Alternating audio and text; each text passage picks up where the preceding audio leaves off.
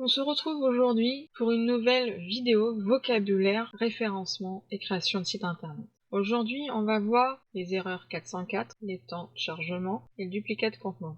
Non, j'insulte personne et on a vu les plus faciles au début. Là, on va vraiment rentrer un peu plus loin sur des choses qui sont un peu bobo tête. Quoique, les erreurs 404, c'est tout simplement ces fameuses pages que tu vois, qui te disent page pas trouvée. Désolé. C'est un code informatique qui est alloué à cette page qui est devenue inconnue auprès de Google et des autres moteurs de recherche, qui vient soit d'un lien qui a été modifié, donc si tu as vu les autres vidéos, il se peut que tu aies changé les URL, soit de l'ajout d'une catégorie pour les articles de blog, ou simplement tu as supprimé la page, et que elle est toujours référencée sur Google, et que quand la personne va cliquer dessus, ou que c'est un lien qui a été trouvé sur ton site qui n'a pas été mis à jour. D'ailleurs, pour ça, rendez-vous en description et télécharge le calendrier SEO, où justement on évite ces erreurs. Tu as une tâche par jour de moins de 30 minutes pour améliorer ton site internet et le référencer, et le tenir à jour. Et donc, tout simplement, pour corriger cela, on va faire ce qu'on appelle une redirection,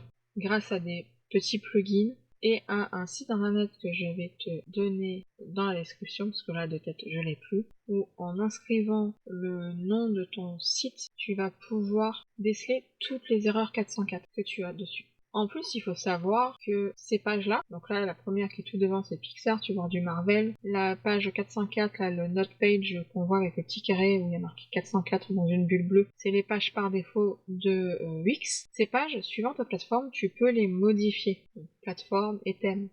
Ça dépend. Pour WordPress, ça dépendra aussi du thème. Tu peux les personnaliser. Par exemple, rien ne t'empêche de refaire une copie de Pixar ou du Lego qui est derrière de Marvel. Fais juste attention aux royalties derrière pour ton site internet. Et que tu aies quelque chose de beau à montrer à ton client si tu as oublié quelque chose à un endroit. Qui va pas juste erreur, page non trouvée ou introuvable, et qui en fait la seule chose qu'il a envie de faire c'est hop, je m'en vais. Tu peux le renvoyer par exemple vers un plan de site que tu mettras à jour régulièrement, que tu feras attention de mettre à jour, comme je l'ai montré dans une autre vidéo que j'ai fait pour mon site de photos. Maintenant, on va voir le temps de chargement. Le temps de chargement, si je simplifie, même s'il n'y a pas forcément besoin, c'est tout simplement le temps d'affichage de ton site sur ordinateur et sur téléphone. J'y viens sur les deux. Plus concrètement, le chargement de ton site internet va influencer sur les nerfs de tes visiteurs. Moi, je n'ai rien de pire qu'un site qui est trop lent à charger, surtout quand je suis en vacances, parce que je ne capte pas la 4G. Donc si je tombe en panne et que je vais chercher un dépanneur, je suis pas dans la mouille.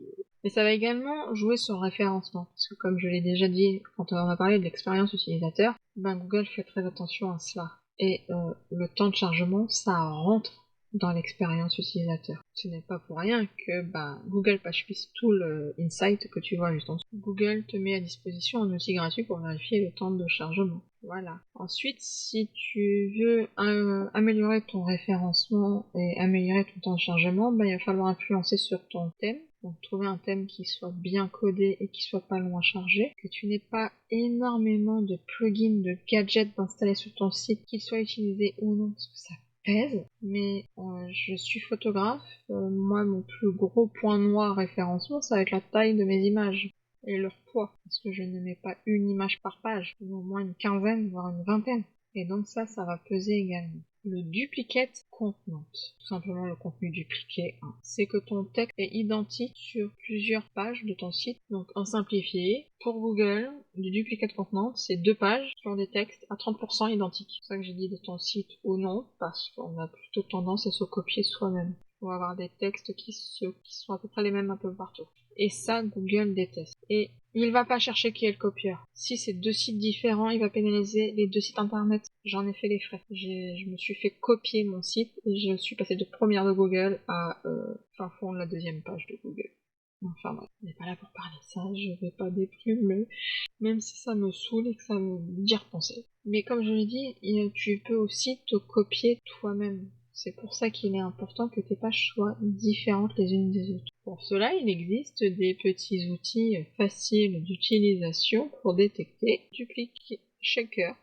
Et si je prends mon site internet et que je prends une des pages, donc la page de mon portfolio grossesse, on voit que cet outil est simple à utiliser. Je vais simplement venir cliquer ici, aller copier-coller tout tout simplement l'URL de la page de mon site que je veux vérifier. Bon, je ne suis pas un robot et je veux checker le plagiat. Donc là, on va le laisser mouliner.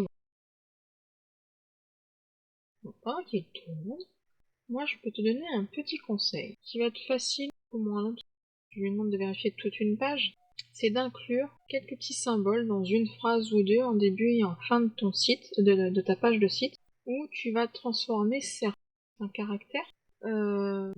Par exemple, le I majuscule va venir remplacer un L minuscule, ou un 0, un O majuscule, ce qui fait que si c'est quelqu'un de malveillant, et c'est comme ça que moi j'ai décelé la personne qui m'avait plagié, sans compter qu'elle avait copié toutes les fautes d'orthographe que j'avais faites, et c'est là que j'ai vu sur son site que j'avais fait des fautes, c'est que j'avais mis des 0 à la place des O et des I majuscules à la place des L. Et en copiant ces bouts de phrases sur Google, j'ai découvert qu'il avait copié ces textes-là sur ses présentations de prestations sur Groupon, là le site en plus, et sur son site également. Et c'est comme ça que j'ai pu enclencher en fait le nécessaire derrière. Donc là, on voit qu'il a découvert qu'il y avait des sites avec plusieurs pourcentages de plagiat. Donc 49% de plagiat, qui est bizarre parce que en fait c'est la page de grossesse que je lui ai demandé d'analyser. Voilà. Mais on voit également que c'est d'autres pages à moi qui, principalement des pages galeries, qui sont plagiées parce qu'au moment où j'enregistre cette vidéo là, j'ai dupliqué des pages qui ne sont pas visibles depuis mes utilisateurs et en fait j'ai dupliqué la page grossesse et j'ai supprimé des endroits et j'ai laissé d'autres endroits pour moi écrire le reste des textes de la page en question. Donc tu retrouveras le lien de cet outil dans la description. Maintenant, je te laisse t'abonner à la chaîne, à mettre un pouce bleu si cette vidéo t'a plu, à activer la cloche des notifications pour recevoir les prochaines vidéos et à la partager. C'est à toi de jouer. Tu veux encore continuer à travailler ton référencement, je te laisse avec 2 vidéos. Et moi, je te dis rendez-vous à la prochaine. Ciao!